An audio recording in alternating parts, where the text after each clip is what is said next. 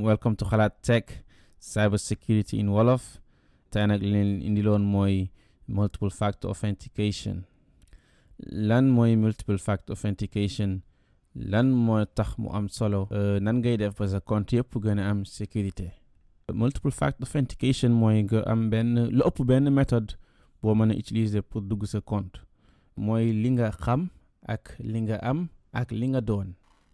Par exemple, soo doon dugg sa compte Instagram wala moo xam Facebook, daf lay laaj sa mot de passe. Léegi mot de passe boobu noonu ngay dugal mooy li nga xam. Bu fekkente ne da nga set up Multiple Factor Authentication, daf lay envoyer benn code ko léegi code boobu noonu moom mooy li nga am. Léegi boo ko boolee moo lay jox double factor authentication. Daf lay jox ñaari méthode yoo xam ne moom nga mën a utiliser pour dugg sa compte. Sa li nga xam mu nekk sa mot de passe ak li nga doon mu nekk benn code bu lay envoyer sa numéro téléphone bi nga xam ne yow rek yaa ko am, yow mi yore téléphone bi. Léegi kon lan moo tax multiple factor authentication am solo? Am na solo lool parce que mën na la protéger contre les pirates, nga mën a am maximum de sécurité. Jamono ji léegi pour pirater compte jàmbur si lu yomb la, rawatina su fekkente ne amoo lu ñuy wooyee multiple factor authentication wala ñu koy wax double factor authentication.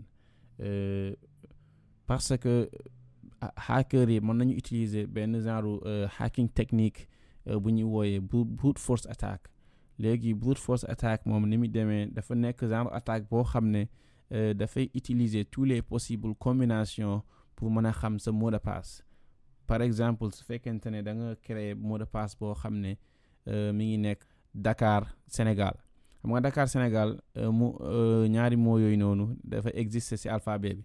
Donc technique bi dafay essayer tous les possibles combinaisons yi nekk ci alphabet bi yëpp pour mën a xam sa mot de passe.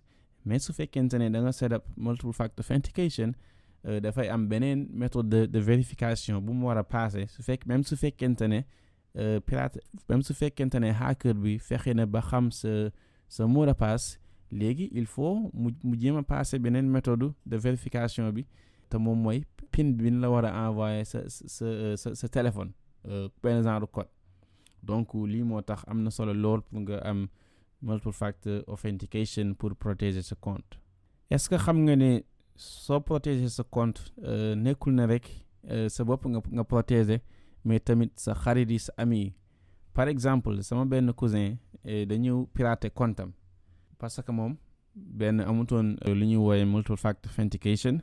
Léegi bi ñu pirater compte am ki ko pirate daf ma envoyé message parce que man damaa nekkoon ci xaritam yi. Léegi mu envoyé ma message pour jéem a def benn arnaque. Léegi daf ma envoyé message bii nii ngay gis mu ni dafa gagné $10,000 si crypto. Dafa investir gagné ko. Léegi nag mu ni ma daf may wan yoon bi pour ma def la même chose pour gagner xaalis. $10,000 mooy à peu près 5 millions. Donc boo gisee nga gëm ne message bi yow si sa cousin la jógee wala koo xam wala sa ami, donc da nga koy gëm. Donc am na solo lool parce que li may wax rek nekkul ne rek yow sa bopp ngay protéger, mais aussi da ngay protéger sa famille parce que sa compte bi yow lay représenter. Donc ñu bàyyi ko xel bu baax. Léegi comme xam nañu ne sa compte yi su amul sécurité am na benn danger, te danger bi newul si yow rek la yem, mais aussi mën na nekk sa ami yi mën nañu nekk en danger aussi. Donc léegi nan ngay def ba gën a am sécurité? Booy set up mot de passe, booy def sa mot de passe, il faut nga def mot de passe boo xam ne dafa complexe. Mot de passe boo xam ne du yomb pour kenn tàndale rek ba trouver ko. Par exemple, su fekkente ne da ngay créer mot de passe boo xam ne lépp lettre alphabet bi la, donc pour kenn pirater ko utiliser technique bu ñuy wax brute force, loolu day yomb parce que dafay def programme boo xam ne dafay essayer tous les possibles combinaisons yi nekk ci alphabet bi pour mën a trouver ce mot de passe. Mais bu fekkee da nga ci jaxase ay numéro ak yenn caractère, donc dafay gën a jafe pour hacker bi trouver sa password. Léegi soo defee loolu ba pare nga wët li ñuy wooyee multi factor authentication, li may doon expliquer. Nga am beneen méthode de vérification bu ëpp sa password kese. méthode boobu noonu mën na nekk nga set up double factor authentication nga utiliser sa numéro téléphone wala nga utiliser benn application am na Google Authentication léegi application boobu noonu da nga koy connecté ak sa compte yi léegi saa sooy dugg sa biir compte application boobu noonu daf lay jox benn PIN boo xam ne benn code boo xam ne il faut nga boole kook sa mot de passe pour mën a dugg sa compte te bokk na si technique yoo xam ne moom moo gën a am sécurité sax nga utiliser sa téléphone donc ñu bàyyi si xel mais pour vidéo bi dinaa leen wan nan nga mën a def ba am double factor authentication si sa compte Instagram nga utiliser sa numéro téléphone comme numéro téléphone moom daanaka képp ku am Instagram rek di nga ko am.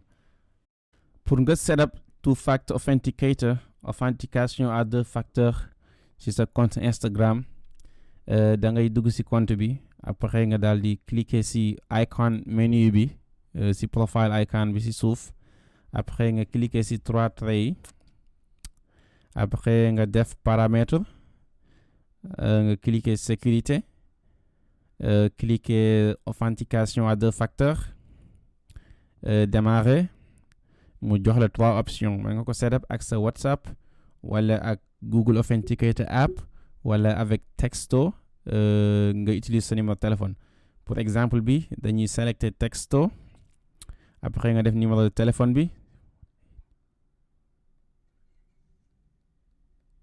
après nga def suivant léegi daf lay envoyer benn code donc code boobu la ñu soxla pour dugg ci compte bi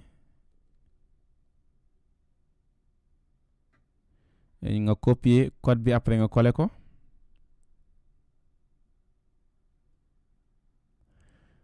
voilà léegi après mu jox la benn code de sauvegarde léegi code bi da nga koy soxla pour en cas boo perte sa numéro téléphone code bi moom ngay soxla pour dugg ci compte bi donc c'est très important ok lii moo nekkoon vidéo bi jaajëf